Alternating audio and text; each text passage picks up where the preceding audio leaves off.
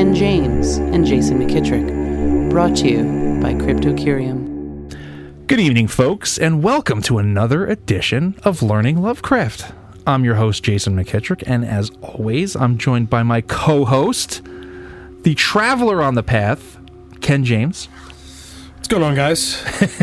Still here, still kicking. Still here, still kicking. Early in the journey. Early in the journey. Level 1. Yeah, there's been some changes to what happens when I read, but we'll get there shortly. Right.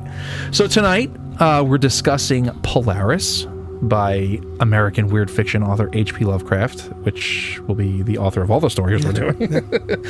And so here we are at third story that we're covering. Early on the path, and kind of want to check in with Ken because here he is. Because we had our first two stories. We started with The Tomb, and then we followed that up by Dagon, and then we kind of switched it up a little bit. Here we are with Polaris. Yeah, you okay? Yeah, my text was what the hell, Polaris? That was.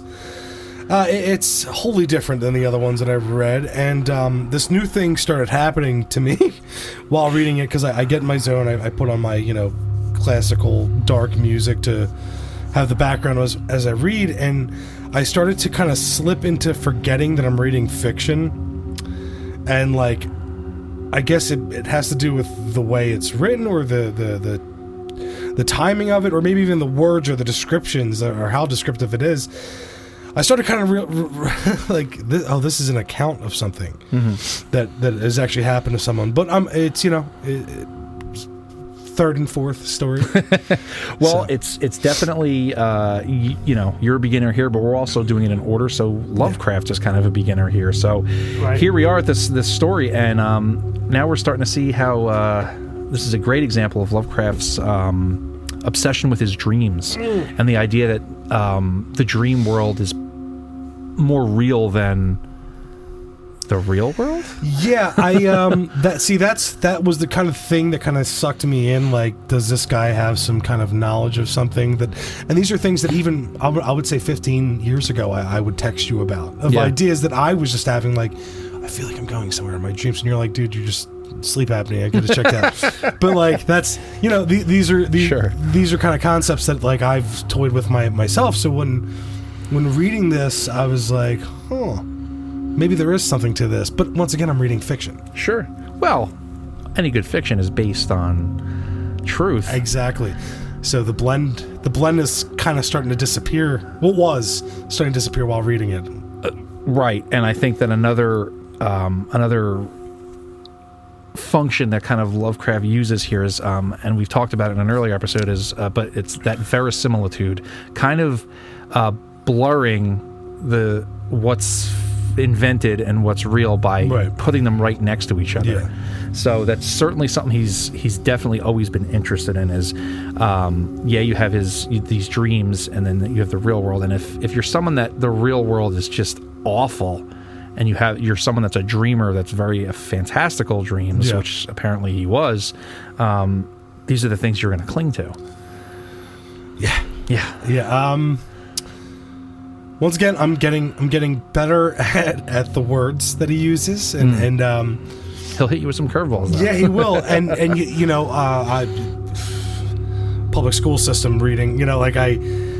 I'll go over a sentence and I'm like, wait a second, and I'll go back over it 3 or 4 more times to just be like, am I getting this right? Yeah. And especially with this one,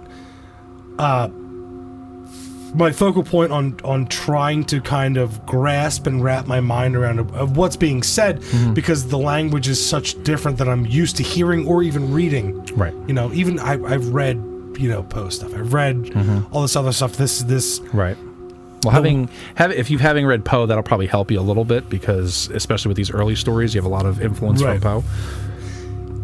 Yes, but also there is a difference. There certainly is. Because there's themes and words that he keeps using in everything I've read so far that are just I'm like, it kind of you start to detract from what you're reading, and I start wondering why these are the recurring words, and then I'm like, whoa, I got to go back and read this paragraph again. Right, because it's cool that you're kind of getting there too with, like, you know, here we are in this third story, you know, we're saying once again, it's that you're seeing there's kind of a duality too, because like not only is it just the story he's putting forth, but then there's also these philosophies that he kind of has that he puts forth. So you're trying to stay on the story, but then you're also like, oh, what is this thing he's talking about? Yeah, it starts drifting. My mind will start drifting, and then like almost like you're dreaming, right? And then I'll have to like come back in, you know, out of my thought process. A lot of these, and this is his early stuff, and this I would even say that this is one of his lesser stories. Obviously, it's early, and we're going to get into it in a second. But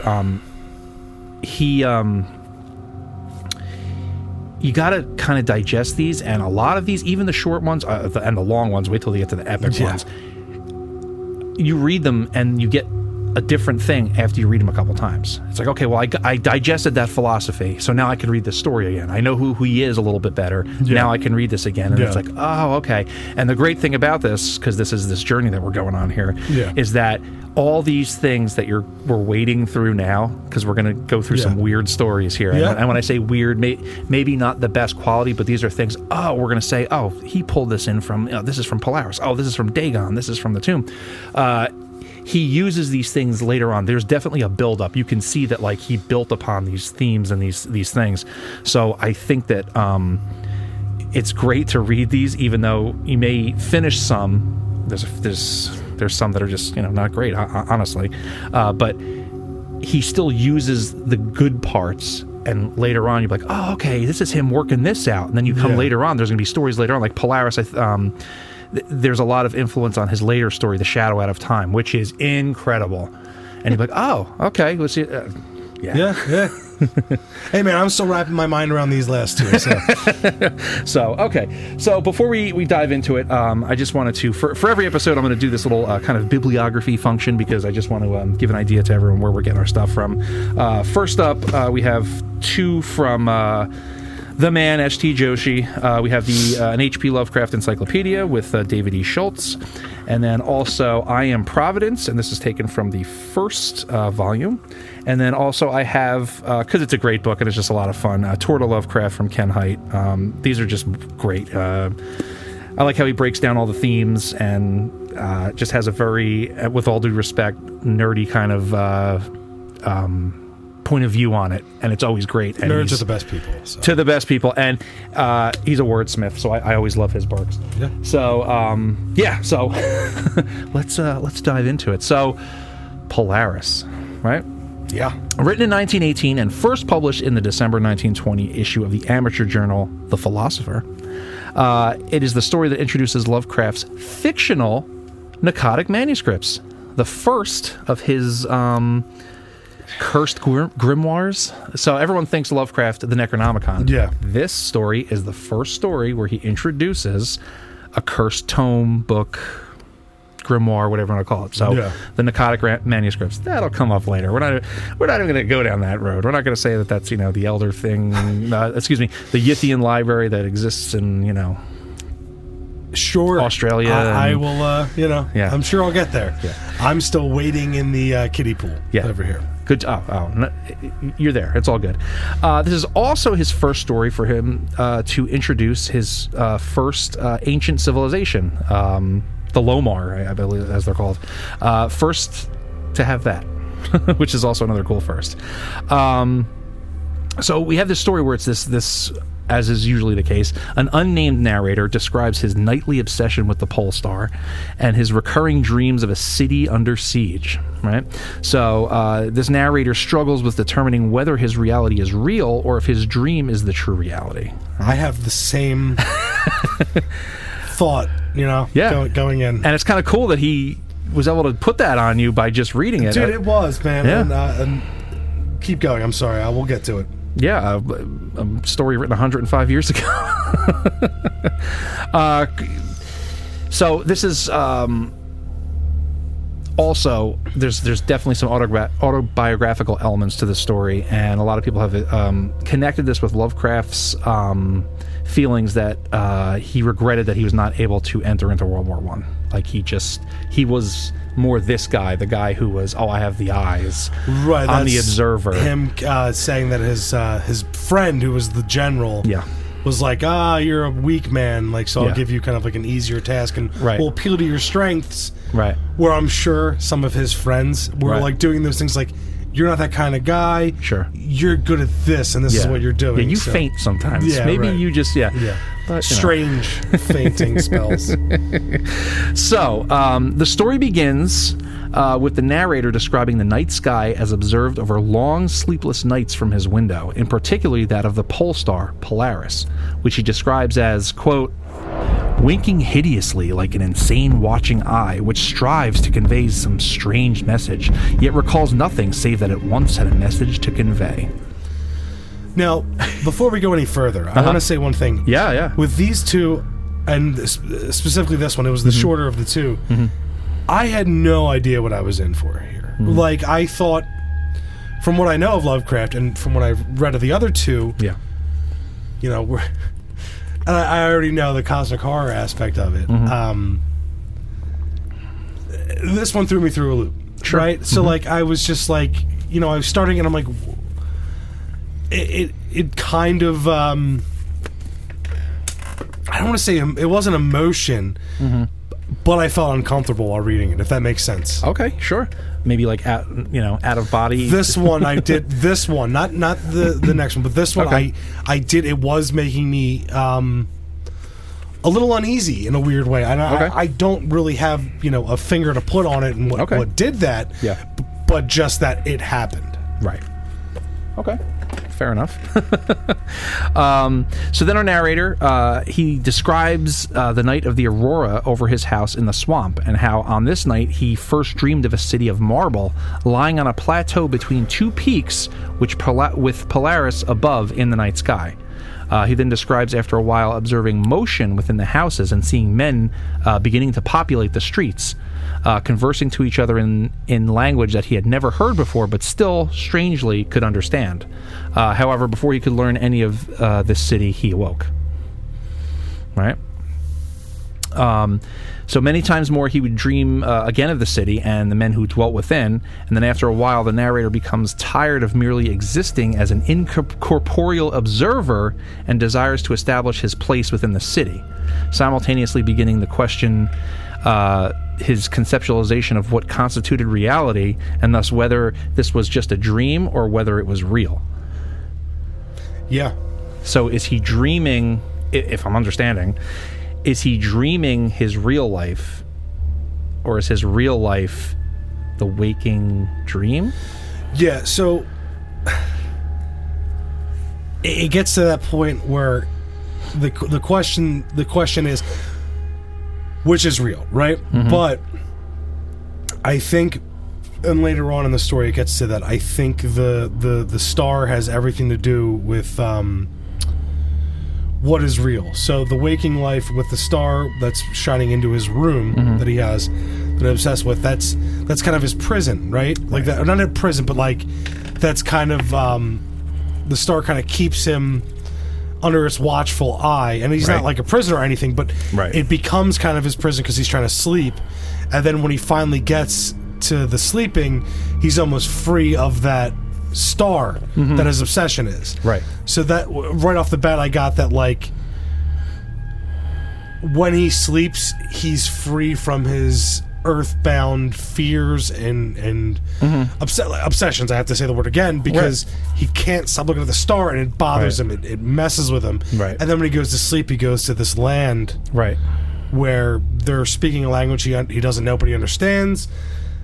It seems like there's an order. Everything's marble. It's beautiful, and it's far from the watchful, terrifying eye of the star that just shines through his, basically shining on all of, I guess, his insecurities as his, living, breathing, awake form. If that makes sense. Possibly. I mean, there's definitely an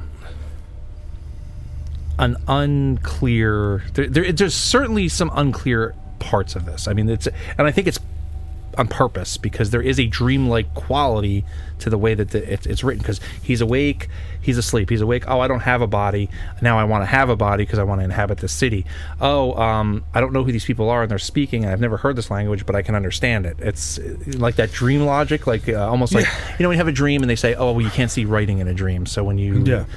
Well, it's also in a dream where, like, you know who a person is, but they don't look like that person. You're right. Like if I have a dream, I'm like, oh, that's Jay, but he didn't look like Jay. Right. Or, oh, that's a weird concept, too, that I just... Right. Or you dream of this place, and, like, even if in your dream it was a...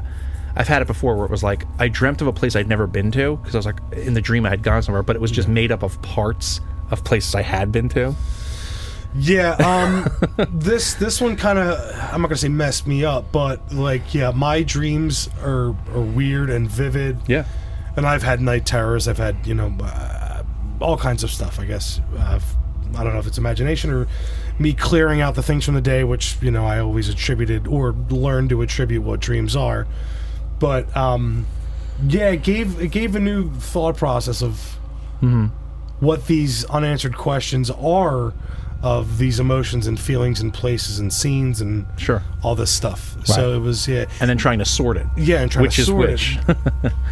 Yeah, it's a heavy task to kind of try to put it all into one thought. Right. So, like, it's scattered, and I think that might be what the anxiety was coming from, or the uncomfortableness, was the drawing from all these different places, going back and forth, and trying to connect the mind to where it is. And I think it's probably safe to say that maybe Lovecraft was struggling with these ideas himself, and put it on paper and said, well, as you're going to do, he's going to express it through his art, that I'm writing about these things because I myself haven't, resolved these issues. Yes. So okay.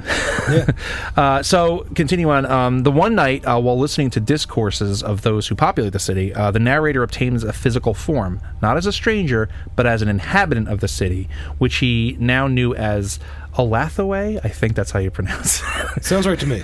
I listened to a few other people pronounce it, and I both said Alathaway, so we'll go with that. Lying on the plateau of Sarkis in the land of Lomar, which was besieged by an enemy known as the Inutos. Inutos? Yeah. The yellow ones or whatever. Yeah. Oh, Lovecraft. Yeah. Kind of sounds like Inuit to me. I don't know. So while the other men within the city engage in combat with the Inutos, the narrator is sent to a watchtower to signal if the Inutos gain access to the city itself. Within the tower, he notices Polaris again in the sky and senses it as a malign presence, hearing a rhyme which appears to be spoken by the star. So before we get to the thing, it reminds me of... in a different way, almost like how the tomb was talking to Jervis. Right. But that was like almost like more of a ghostly kind of past, almost human kind of thing.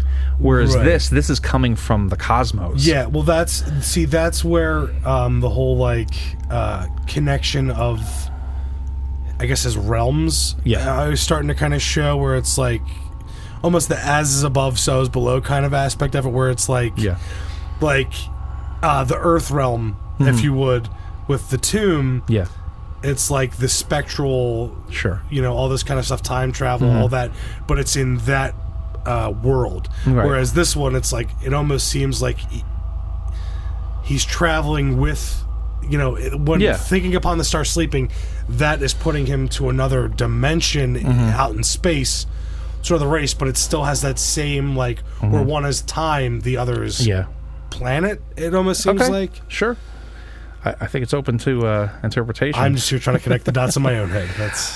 So there's this rhyme that the star seems to speak to him, and it says, "Slumber watcher till the spheres 26,000 years have revolved, and I return to the spot where now I burn. Other stars anon shall rise to the axis of the skies, stars that soothe and stars that bless with the sweet forgetfulness.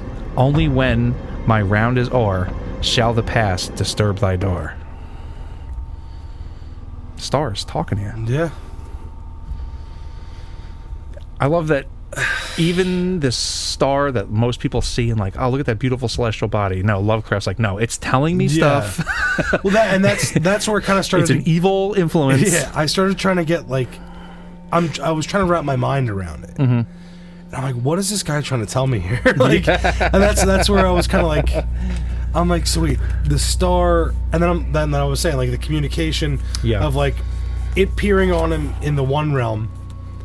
And then it appearing him to the other where he can understand it. Right. Where in that same realm he can also understand this language where he finally got a body and became a person. Right. So it's like, is the star responsible for that transformation during the sleep? I think he's uncertain to its meaning. Like, sure. I think even he is uncertain, and that's when he falls asleep. Yeah. And then he falling, he doesn't complete his duty to guard the city, and then he awakes, and the narrator finds himself back in his house by the swamp, but he's now convinced that his life isn't real but a dream, but he can't awaken from this dream now. Right? That's what I have to say to that. So it's kind of implied, and I'm pulling from Ken Height's Tour to Lovecraft, it's implied that the dream world of Lomar is our own world 26,000 years ago. And hence that time and consciousness and history are cyclical, that the soul is not individual or even time-bound, and that even today, the intellectuals are nodding off on the peaks while our civilization enters its terminal state. Yeah. Yeah, scholars figure this stuff out, and like, man, I'm 3 stories in, and like, this is one of the, and I think I mentioned this to you, because we were texting back and forth about it. This is later will get cataloged as to one of his dream cycle stories, right, where it's like clearly influenced, possibly, most likely, influenced by a dream that he had, but then also he puts these very heady topics in there where it's like, this is a dream, but it's like, it's almost like he's ruminating over it and he's putting it on the page, and maybe he hasn't fully. The weird thing about it, the weird thing about it for me is that like the words on there and the feelings that it gives you are so much of the feelings that you have in yourself, and those weird thoughts are just when your mind starts to murmur and you start to getting those thought pulses of like the whatever. I don't even know how to describe it, but it put me there. And that's what I'm like, I'm trying to read this, but it's like doing that like, whoa, I know this feeling. Yeah. Because we all struggle with that. So like, I don't want to say, like you said, like maybe he was struggling with this at the time. He had to have put it on paper this long ago, and for it to still invoke in me a thought process that only comes out of like certain kind of brainwave cycles for myself. Certain types, but it possibly could be universal for everybody, right? Because people must come to this conclusion often. When I was reading this again, it kind of reminded me of, when you're falling asleep and you ever get jolted out of sleep all the time, and then you're like, but the thing you were thinking about while you're about to fall asleep is like, what was that? You know what I'm saying? So like you wake up from it and you're just like, that's what kind of, it's like, your mind is like, the rational part of you says, all right, this is my mind drifting off to sleep. Yeah. You're like, but if you entertain that, which clearly Lovecraft has, he's entertaining that day. Maybe it's not my mind drifting off or not working anymore because I'm going to sleep. Maybe I'm drifting to this other place where this is how it is. And that's an interesting idea to entertain, because if you entertain that and just continue to entertain that down the years, I think your brain would just continue to do that. And I wonder if we're kind of like, this is a good, magnifying glass into Lovecraft's almost process, where like this is where he was getting he would just let it go. You know what I mean? It almost like, we've both been big fans of Japanese and samurai stories, but there's something in the story that reminds me of Agakure, where it's those kind of stories where like the meaning is almost hidden, so it almost becomes an exercise, maybe that the things that are hidden in the words are almost like a way of like latch onto that, do it more, and you'll get more out of it. And it's it's unsettling to have someone kind of put a fiction story or a story into a way where it invokes some weird brain chatter. I wish I knew how to describe where the thought is, or that nebulous part of our brain, which is just like this, like I guess the word is like malaise, this like weird thought that you only can get to in certain times, like you said, when you're jolting out of sleep, or when your brain's subdued, or when you're just like fixated on doing something and you're on kind of in autopilot, and your brain starts to kind of do its thing and like, you know, unravel a little bit. Yeah. And yeah, it's kind of spooky. It is kind of spooky for me. I think I know the quote that you were talking about from the Hagakure. This is a book from Edo period Japan. It was almost like a manual for young samurai. It gave them a bunch of Hagakure. Sorry, I said that wrong. It means hidden by the leaves. It was like a guide to life, but for the younger guys. It was almost like something they would give to, like, hey, here's a bunch of sayings and a bunch of philosophies and ways of acting to keep yourself as a, you know, as a good samurai, like what you're supposed to do. So it's a bunch of quotes, it's a bunch of philosophies, a bunch of couple anecdotes, but it was made famous by in the last 20 years. If you ever saw the movie Ghost Dog with Forrest Whitaker, but there's a quote in there, and I think this might be the one you're talking about, where they say, "It is a good viewpoint to see the world as a dream. When you have something like a nightmare, you will wake up and tell yourself that it was only a dream. It is said that the world we live in is not a bit different from this." Right. That's not far removed from what we're talking about. Yeah. Here in this story, at least to some degree. And it's hard where your brain tries to work to pin something down, and you can't. And it just keeps going. And you know what? I think that might be at the heart of the story. That might be the feeling he was trying to capture. Like, here's the real, here's the dream, and now he might be stuck. And you know, the influence of the star, though, where that's you know. Right, but that keeps that if there's something in my mind that this whole time I go back to the beginning of him talking about the star. Right. So as I'm reading all this, trying to figure out what's going on, it keeps flashing in my head the star. Right. Because the way he described it as being this menacing, you know, observer of him, and it's anxiety inducing. Yeah, I mean, and you know, that's definitely a quality, and if he can put forth that quality by, what was this, 3 pages? It was a shorter one. You know, I think he, whatever he was trying to do, he certainly put something forth, and it's, you know, like I said before, I think it speaks to maybe the universality of what we're talking about with this, you know, this idea of the, you know, the feeling that this dream kind of uneasiness that it brings forth. And it's crazy that once again we're talking about a fiction story that is invoking all these real feelings, these real like thought. So anytime I've had a panic attack, it's because you can't break out of the cycle of thought, right? You're in the, trapped in this loop. But when you look, you can look at it from the way his writing is and describe it as like, which is real, it's going back and forth. But then, once again, you get pulled back from the thought process because it's like, man, I'm awake again. Right. Or like, oh, that star's still looking. Or, oh, this over here. So it does that point here, like, it keeps having you point in different directions while your brain is still doing that weird loop. And it's interesting. Yeah. No, absolutely. Yeah, it's all right. So that's Polaris in a nutshell. Yeah. I mean, as much as we can put it in a nutshell. But according to Joshi, Polaris was in part the result of a controversy over religion between HPL and his good friend Maurice Mo. In a long letter to Mo from May 15th of 1918, HPL notes that several nights ago I had a strange dream of a strange city, a city of many palaces and gilded domes. Lying in a hollow betwixt ranges of gray, horrible hills, I was, as I said, aware of this city, visually. I was in it and around it, but certainly I had no corporeal existence. So the story was then presumably written shortly after that date. So I mean, this is a guy who's very much in touch with his like dreams and was very interested in like how the two relate. Yeah. Another interesting thing that we came across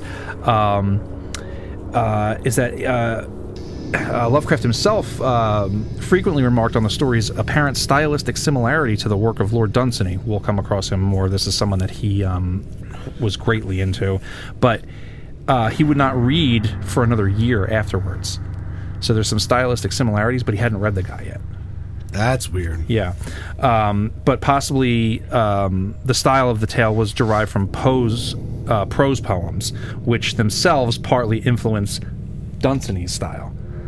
So it's almost like Lovecraft is pulling from Poe because he read so much of him, but the other author, it sounded like the other author's stuff because he had Lovecraft had so much of Poe's influence on him that it was sounding like this other author's stuff who had kind of gone into this dream world kind of stuff too. So it's definitely weird. Yep. If you start paying attention to this kind of stuff and you start exploring, writing words, and same thing comes kind of from music. Yeah. Where if you let your mind drift, when you're in mode, all kinds of stuff is back there or out there or wherever it is, and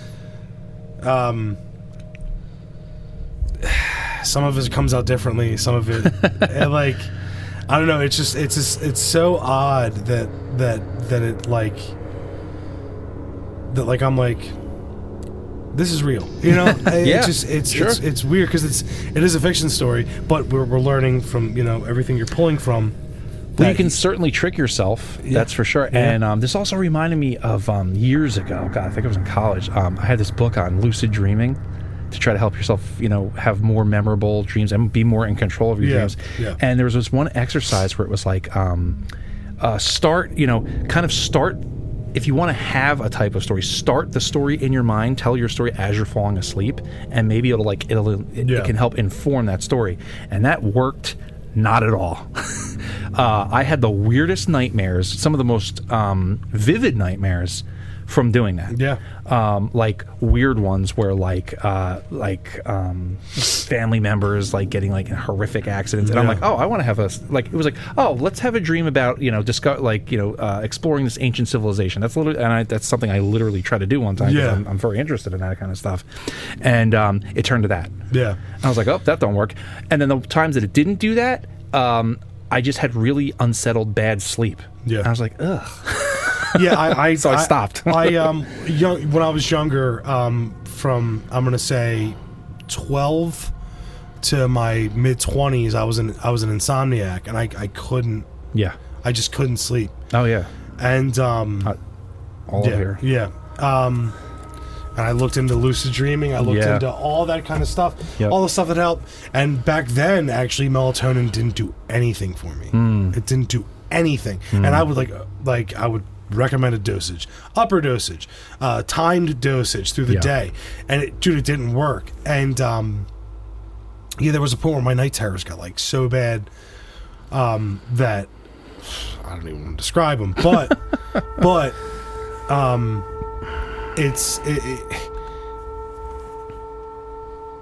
there was always a feeling of it was real. There was real that I was somewhere, because I can tell a difference in these dreams. Okay.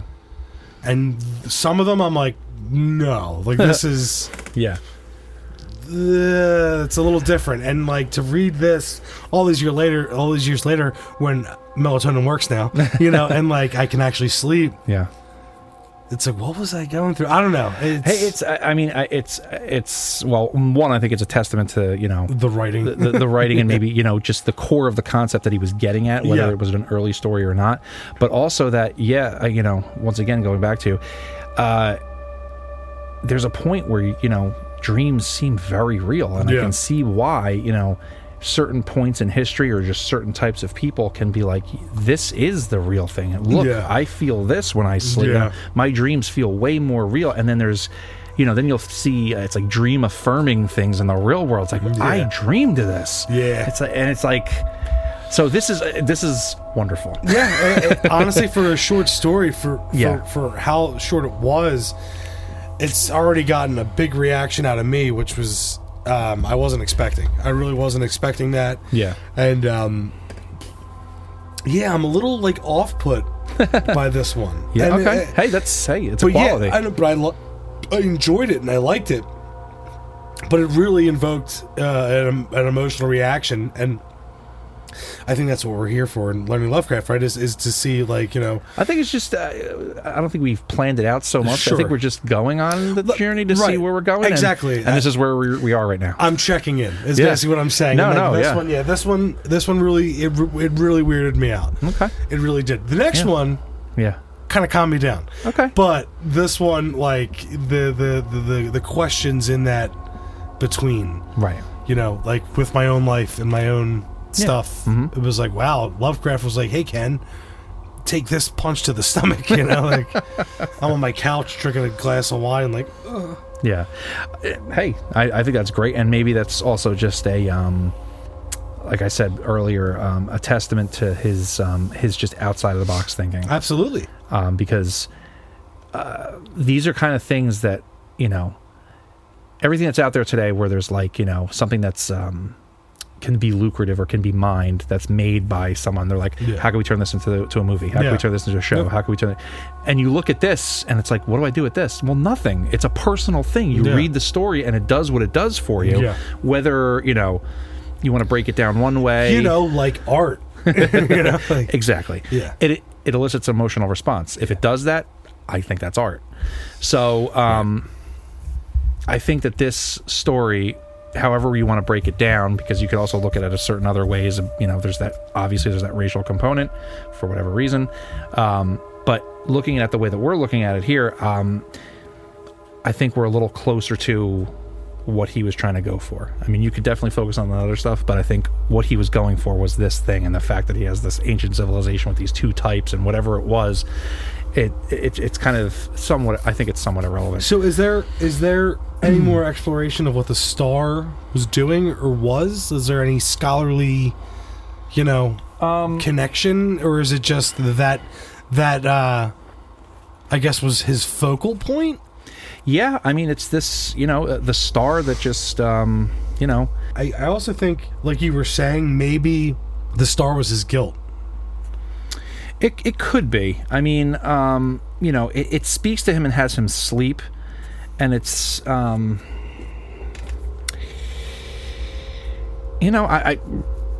really can't say. I mean, yeah, that's the fun of this, isn't it? Where it's like, I can't. What can I say? Yeah. No, I mean, it has this hold on him, which I think I said earlier about how in the tomb, this is another kind of thing where I think they're almost the same kind of idea, where it's like you have this thing or this intelligence from elsewhere. This time, that time it was in the tomb, talking to him and influencing him. That one was more friendly in the tomb. Right. This is this cosmic thing. It's a star that's winking at him and keeping him awake, and like he can only sleep menacing on cloudy nights. It's this menacing. It's obviously a negative influence on him. Yeah. And for whatever reason, making him sleep. It's it's just maybe it's just what it is. It's just a function of the cosmos. I don't know. Could be. He's like, I'm just going to put this in there and mess with everyone. I mean, because even in the story, he's uncertain and when he hears the, when he thinks he's being spoken to, that little passage where, the slumber watcher told the sphere is 620,000 years. He doesn't really know what it means, and he just falls asleep. But then he wakes up and he realizes he messed up. But then he's back in his house in the swamp. And he's convinced he's in the life that he's in then is the dream, and then he can't awaken. So for whatever reason, this star had this effect on him. Yeah. And he's just a man out of time. Yeah, one thing's for sure. I don't know if Y is even there's gonna be a lot of discussion on that coming down the pike as we go down and down the way.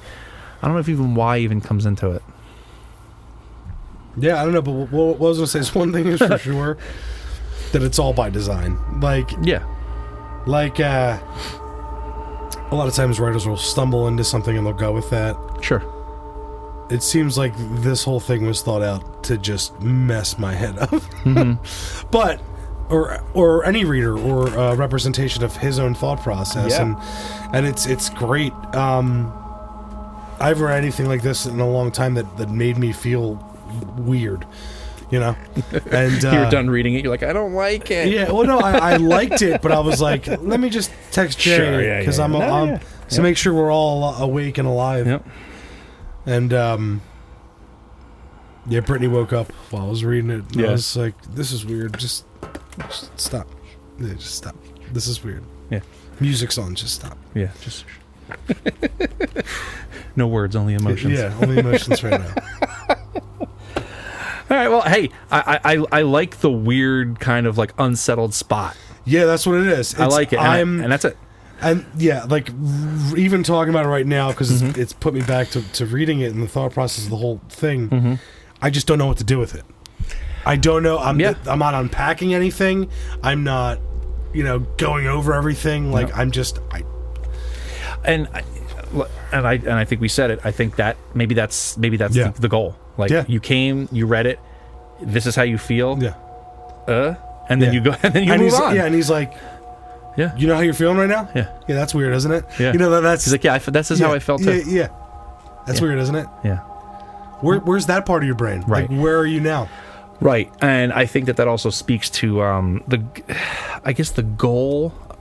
Yeah, I guess that's the right word. The goal of a weird tale is the mood. Right. The mood is always the goal. Yes, plot is actually secondary, but the mood is the goal. And if he gave you this mood and put forth this mood from reading it, I guess it has to be a success. Yeah, and the crazy thing is most times in any kind of thing you have like the bad guy, whether it be a monster or a villain or all this stuff. Yeah. In this, the bad guy is that what's in between, like that, or the star, which ethereal, sure, which could represent destiny, or like it's just the hand he was dealt or something. Yeah, but like I think mostly like the just the villain is that uncertainty of what's in between, like that the dark matter or whatever you want to call it. That like weird amorbious like like it's weird, man. It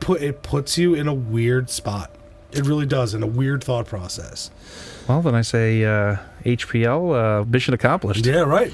105 years later. And it was so I was so blindsided by it because it was such a short story, and I was just like, whoa,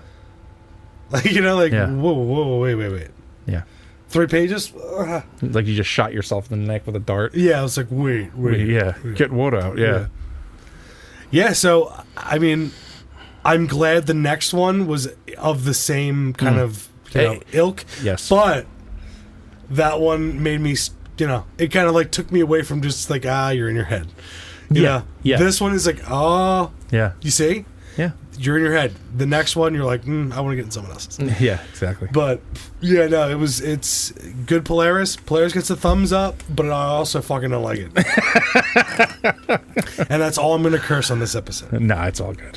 All right, man. Well, I'm glad you enjoyed it. I did, but I hate it. Okay.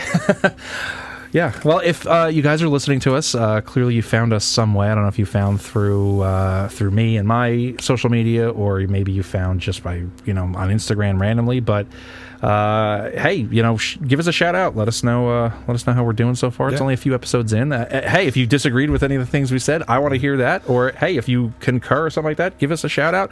We're most active on the Instagram. Yeah. So give us a holler over there. And if you have something to refute. Yeah. All of my feelings, please say it to make me more comfortable with the story. Yes. If you're like, no, this is it, and tidy it up, put it in a nice little bow for me. Yeah. I'd love that, because I have a road ahead of me. Please invalidate Ken's feelings. All All right, folks. Well, I guess that's the end of this episode. So thank you for joining us for another edition of Learning Lovecraft. I've been Jason McKittrick. And I'm Ken James. And we'll see you on the other side of sleep.